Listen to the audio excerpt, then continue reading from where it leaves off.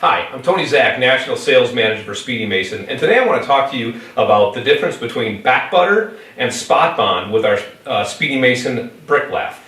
So the difference really is with a spot bond. This is what a spot bond would be for with a polymer modified mortar. So this is Latacrete polymer modified thin brick mortar, and you can see I just took my trowel and just put a little bit of mortar right on the back of it. I'm going to call that what I call a spot bond. And from there, I can simply just take my brick and stick it right on the wall, and it's good to go.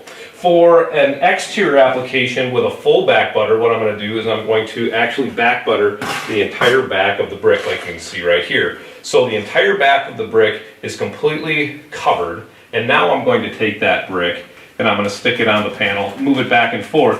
What that allows for an exterior application is to make sure that all the mortar is sealing around all the locking parts of the Speedymason panel. So for interior application, all I have to do is I can just simply do a little bit of spot bonding, and on the wall it goes.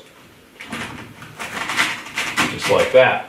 Our panel already has all the legs integrated into it, so once my panel is level, I have all of those grooves that then show me exactly where I set my brick, and then it spaces out my head joints exactly. So why we would do a spot bond on an interior application is because there are some bricks out on the market that have grooves on the back, which are called dovetails like this. It does not work with our peel and stick application because the grooves do not give us enough surface bond on there for our peel and stick. So we would use, say, this Endicott dovetail thin brick with a spot bond application with our Speedymason brick lath application. So simply just a little bit of mortar on there,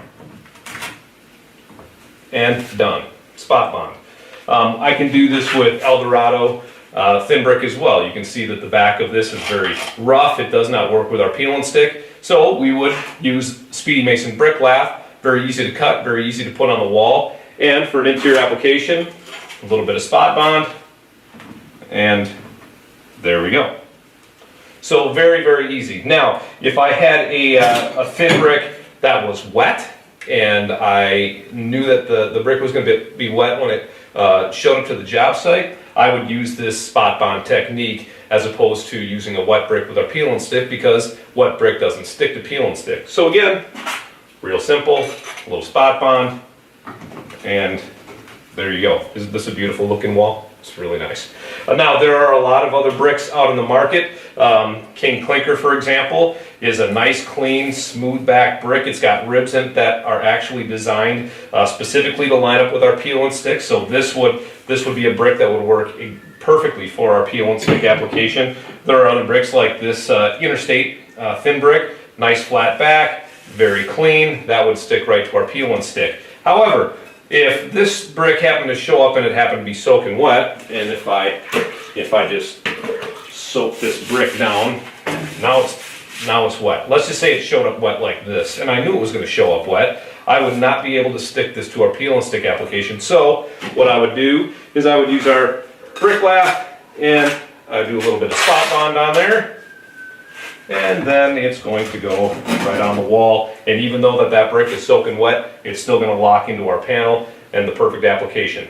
So just to reiterate, if I was going to do an exterior application, the process that we've had in the past is you can trowel right over the panel. The mortar is metered out by the legs right here, and then I can simply just, for an exterior application, I can just stick that brick on. If you want to do the back butter application, you're simply going to just cover the entire back of that brick. You've got a little bit of extra material in there. Exterior application, I'm going to set that brick on the leg, and you can kind of see how that squeezes around.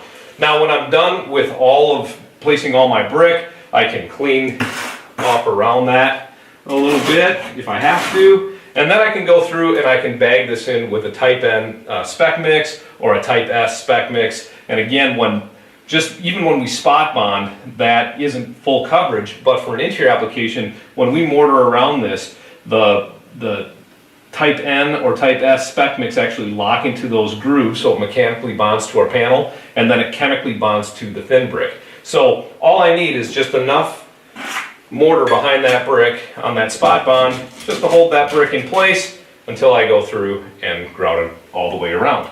So 2 different applications, spot bond for an interior application and the full back butter for an exterior application are both great ways to install thin brick in your home or in your business. Thanks a lot for joining me. Check us out at speedymason.com for more information. See you soon.